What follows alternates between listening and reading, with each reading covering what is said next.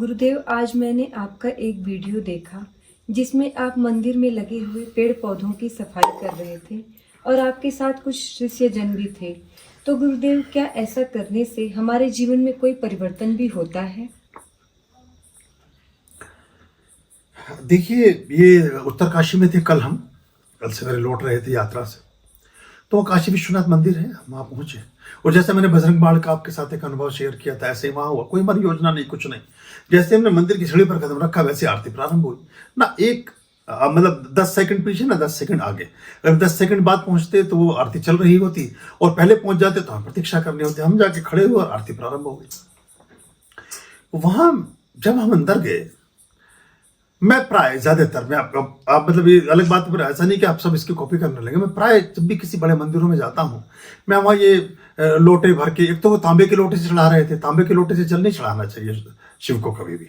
या तो लोटा चांदी का हो, या फिर क्रिस्टल का हो, या फिर स्टील का हो तो भी चलेगा, लेकिन चढ़ाते हैं, ठीक है, चढ़ाइए। वो सूर्य के, वो विष्णु के लिए है। मुझे एक अलग बात थी, तो वहां मैंने देखा रखा हो। तो प्राय ज्यादा जल के कलश वाल नहीं ले जाता हूँ, क्योंकि सारे लोग उसको लेकर जाते हैं। मेरा दूसरा भाव रहता है, परमात्मा के पास पहुंचता हूँ। तो वहां मुझे ऐसा संदेश प्राप्त हुआ भगवान श्री से। उन्होंने कहा कि ये मेरे ऊपर तो जल जरूरत से ज्यादा चढ़ चुका है, जल मुझ पर चढ़ा के करोगे भी क्या? जल तो मैं ही चढ़ा रहा हूं पूरी पृथ्वी पर, पूरे अस्तित्व पर। मेरी लटाओं से निकली हुई जलधारा पूरी दुनिया को तृप्त कर रही है, तो मुझे एक लोटे से क्या तृप्त कर दोगे? मेरे बाहर मेरी प्रकृति के सहचर अधूरे और प्यासे हैं। बाहर रखे हुए पौधे कर आप बिलपत्राणी, अब दुनिया भर के मंत्र पढ़ रहे हैं। बेलपत्र तब चढ़ा पाओगे ना जब बेलपत्र का पेड़ खड़ा होगा। बेलपत्र का पेड़ तब खड़ा होगा जब उसकी जड़ों में पानी सिंचित होगा, तभी तो बेलपत्र परमात्मा को चढ़ा पाओगे। तो वो ठीक है, महाभिषेकम ठीक है, वो भी ठीक है आपका। मैंने उस पर शॉर्ट में बोला भी है, वहीं खड़े होकर के। सारे पौधे, उनमें किसी ने गुटखा थूका हुआ है। मतलब वहां तो नहीं था, पर मतलब जैसे बाहर के जो पौधे जितने मैं देखता हूँ समाज में कि मॉल के बाहर रखा है कहीं है, वहां गुटखा नहीं था, पर वहां कोई रैपर फेंक रखा था, किसी ने प्लास्टिक के बोतल का ढक्कन पड़ा था, किसी में कुछ और, मतलब ऐसी चीजें थी, कोई धागा था, कुछ था। और वो बिल्कुल सूख रहे थे पौधे, पर जीवित थे। एक साथ में मरणासन भी था। तो मुझे, हम सब लोगों की फिर मैंने ड्यूटी लगाई कि इनकी सफाई करिए सब गमलों की, और इनमें जल लगाइए। तो वो हमने वहां लगाया। वो थोड़ा हम लोगों को सबको बड़ा अचरज भरा लगा, और वो बड़े उससे प्रेरित भी हुए।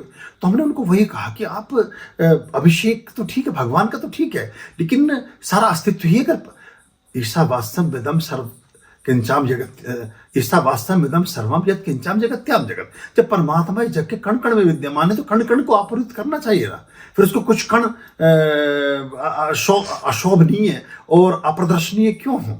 वो खराब और सूखे और रूखे और ऐसे क्यों हो? अब इस कल की बात से हमें एक और विचार दिमाग में आया कि हम इसका अभियान शुरू करेंगे। और जितने धर्म स्थल हैं खास तौर से हमारे हिंदुओं के, उनमें वैसे जत्थे बना करके उनकी सफाई का अभियान चलाएंगे। और जरूरत पड़ी तो कुछ लोगों की ड्यूटी भी लगाएंगे कि अपने आसपास के मंदिरों में लगने वाले वृक्ष, चूंकि वहां ज्यादातर वृक्ष पूजा पाठ के हैं, वहां रुद्राक्ष लगे हैं, वहां बिल्वपत्र लगा है, वहां तुलसी लगी है, वहां सारा, अभी खाली पौधा लगा के मार देने भर से कुछ पुण्य नहीं अर्जित हो जाने वाला है। उसका संरक्षण और संवर्धन आप कर रहे हैं, तो इन सब पौधों में परमात्मा का वास है। तो परमात्मा का ही तो संवर्धन और संप्रेषण आप कर रहे हैं, उसी के प्रति अपने भाव का संप्रेषण कर रहे हैं। तो ये मुझे थोड़ी सार्थकता लगी, तो मैं थोड़ा सामायिक को किया। शायद आपको ठीक लगा होगा, उन्होंने उसका वीडियो बनाया बच्चों ने, तो वो डाल दिया है। तो हमें ये थोड़ा सा जागरूक होना पड़ेगा, जुड़ना पड़ेगा चीजों, मैंने कहा कनेक्ट करिए। तो आप उन चीजों से कनेक्ट कर सकें तो अच्छा होगा। और आप सब लोग, आपसे तो मेरा अधिकार है ही, अपने आसपास के मंदिरों में जाएं। आजकल बहुत गर्मी है, आप थोड़ा सा ऐसा पात्र, आप आपके घरों में प्राय रिफाइंड ऑयल, सरसों का तेल, देसी घी, इन सब के ड्रम, ढक्कन, ऐसी बाल्टियां, कैन सब आती है, ये घर में होती ही हैं। नहीं हो तो एक बाल्टी, मग्गा 10-20 रुपए का, 50 रुपए का खरीद ही लो। उसे लेकर जाना, लेकर वापस भी आना, छोड़ के मत आना, दोबारा आपको मिलेगा नहीं। मतलब कोई और इधर उधर फेंक देगा, सोचेगा नहीं उसके महत्व को। आप कभी सप्ताह में एक दिन थोड़ा उन पेड़ पौधों की रखवाल भी कर लो जो मंदिर परिसर में लगे हैं। और आपको जान के अचंभा होगा, मैं पूरी श्योरिटी के साथ ये बात आपको कहता हूं, हो सकता है बहुत बार भगवान के श्री विग्रह पर अभिषेकम से वो लाभ ना मिले जो उसके स्वरूप में विद्यमान उन पौधों के संरक्षण और संवर्धन से प्राप्त हो जाए। जल चढ़ाने से चंद्रमा मुक्त होगा, यानी शिव के सिर पर विराजित है, शिव प्रसन्न होंगे। पौधा रोपित और संरक्षित होने से बुद्धि ठीक हो जाएगा। 4 चीजें ठीक हो जाएंगी, वाणी, व्यवहार, व्यापार और वाणिज्य।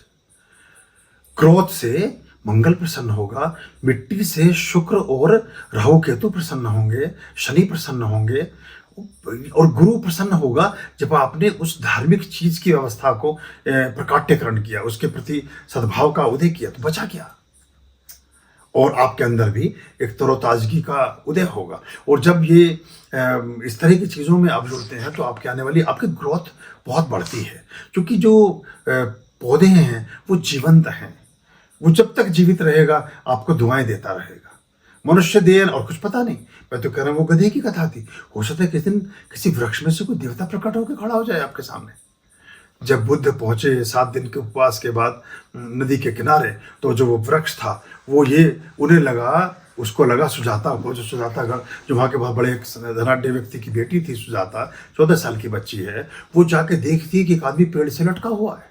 उसे लगा इतने समय तक मैं इस पेड़ की इसकी पूजा करती रही, वट वृक्ष की, लगता है इसका देवता प्रकट हो गया है। और उसमें से एक चम्मच खीर निकाल, यहाँ भाव है, देखिए वही भाव है जो मैंने अभी वहाँ रामेश्वरम की कथा सुनाई, वो एक चम्मच खीर निकाल करके बुद्ध को खिला देती है। और बुद्ध धीरे से आँख खोलते हैं और हल्का से इशारा करते हैं, क्योंकि 7 दिन में इतने रुग्ण, इतने हो पहले ही उन्होंने इतने उपवास और इतनी साधनाएं की हुई थी, तो खड़े होते हुए भी मुड़ रहा था शरीर, उनका कुबड़ निकल आया था, हड्डी का पिंजरा बन गए थे बिल्कुल। वो एक अलग तरह की उनकी अवस्था है, वो हम उसका प्रकटीकरण कहीं होता नहीं, उसके प्रतिरूप हमारे आश्रम में रखा हुआ है। मैंने पहले एक अंक में दिखाया था आपको जिस तरह का उनका वास्तविक स्वरूप था।